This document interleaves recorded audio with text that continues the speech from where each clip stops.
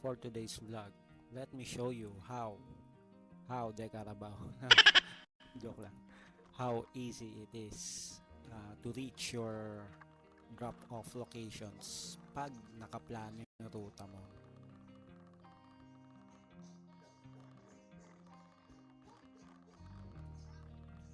By the way, may schedule booking na nga pala ako from our regular client from a different app. Tinawagan ako earlier at yun ang ating first pickup for today.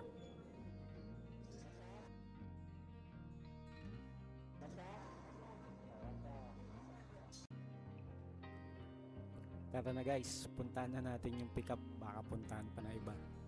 Let's went!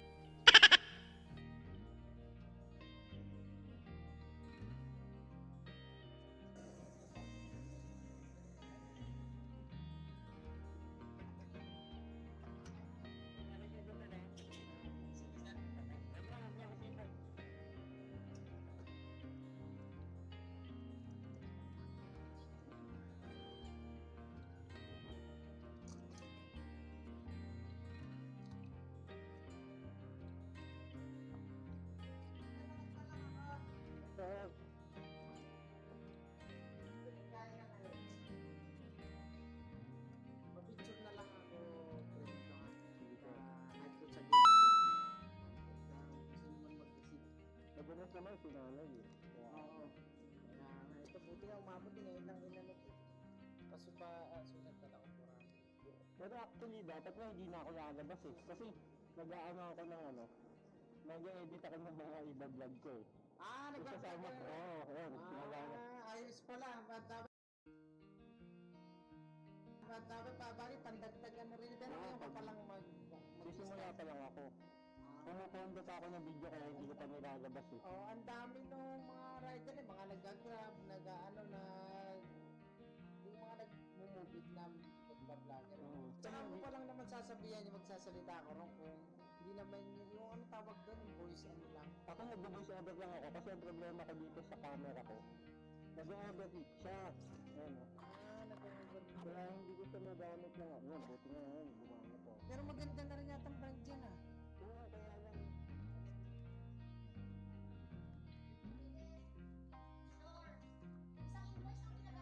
Kaya sama kita sa video ah.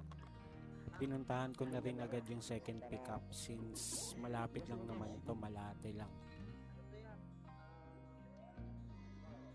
Ano ko yan, pick up dito. Yan. Kasi dyan, yung P23, magkano dito ba yung sir? Yeah. Okay. Ako na lang. Yan. Tama yung contact number mo? Opo.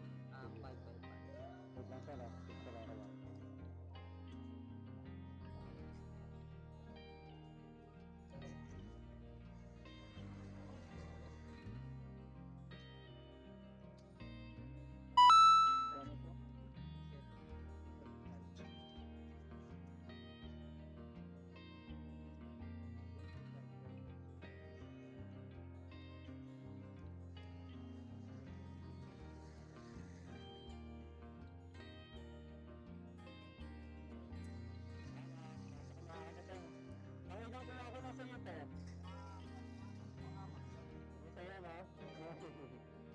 Thank you.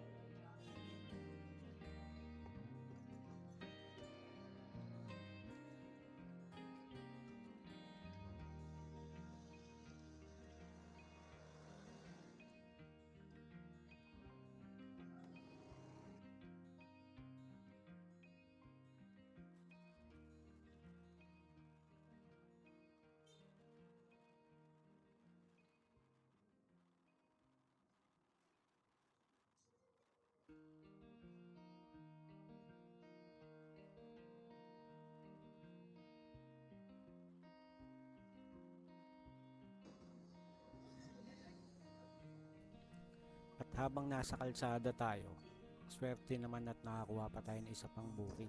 Swerte rin na malapit lang dun sa ruta ng dinadaanan ko sa G. Araneta, palabas ng Monumento Circle.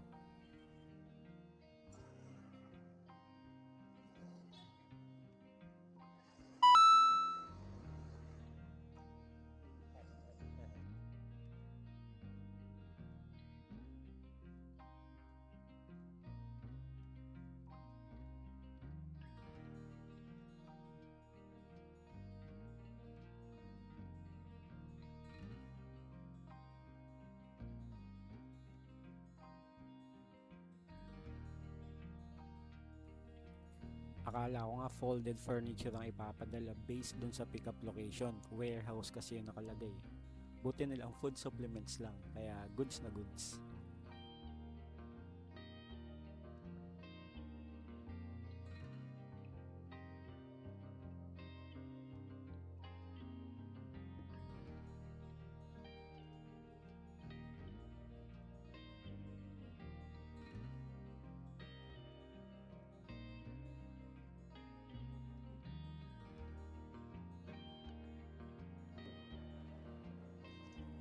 Tapos, from Pulonggubat, Balagtas, nag-shortcut tayo dito sa Gedli ng school. Kung saan, ang lusot nito mismong diretsyo na ng Plaridel Bypass Road. Yung papunta ng Walter Mart Plaridel or SM Pulilan.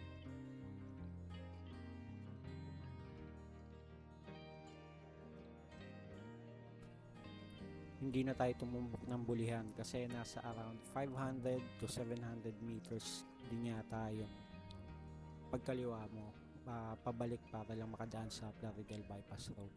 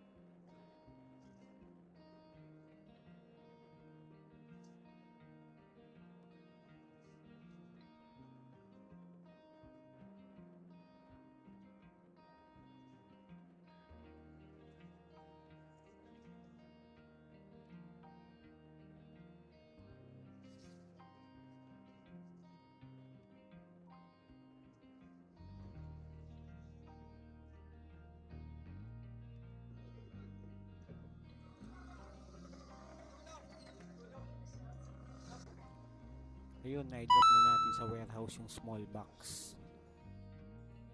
Tapos, nirating na rin natin yung drop-off location sa Baliwag. Bigay pa ng 50 pesos na cash tip si ma'am. Kaya, thank you po. So, ngayon, on the way na tayo sa last drop-off natin sa may Bustos, Bulacan. Malapit lang naman din to, katabi lang ng Baliwag. Medyo inaabot na rin ako ng scattered rain showers. Buti na lang kahit papano may raincoat tayo, meron din tayong poncho. Dahan-dahan po, basa. Abot ko na lang po kaya sa inyo.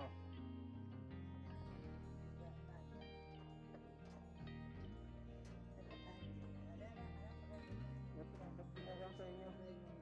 Baka madulas pa kayo dyan. Ito. Ano, ipipicture ako na lang po ulit na. Ipipicture na lang po ulit. Yan, perfect. Salamat po. Ito. Madulas. Ito.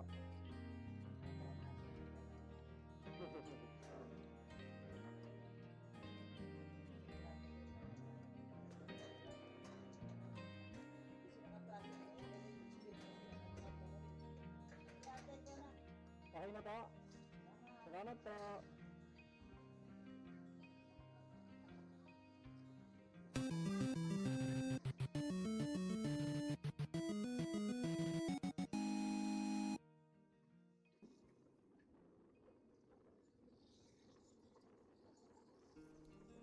Pabalik na nga pala tayo ng Manila na may dalang isang malaking bag ng perfumes. Galing to sa nagpasend na client from San Rafael, Bulacan. Tapos, bayad na rin to through GCash payment.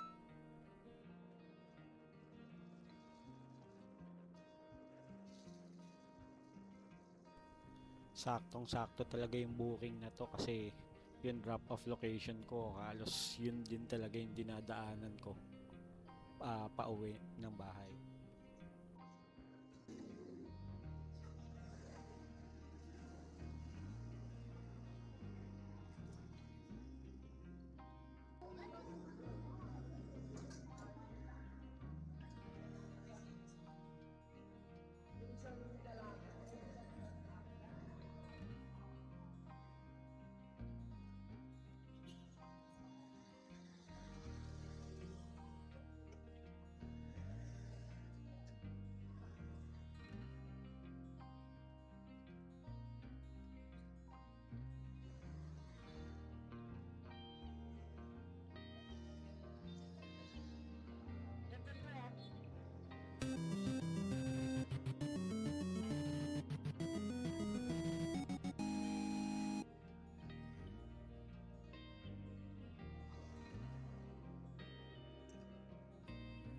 So ayun, pauwi na tayo para makapagpahinga at makakain na rin ng lunch slash dinner.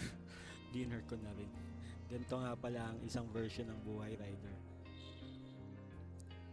So I hope na nag-enjoy kayo sa vlog. Shoutout nga pala sa mga katulad kong rider at yung ibang mga taong nakaka-relate.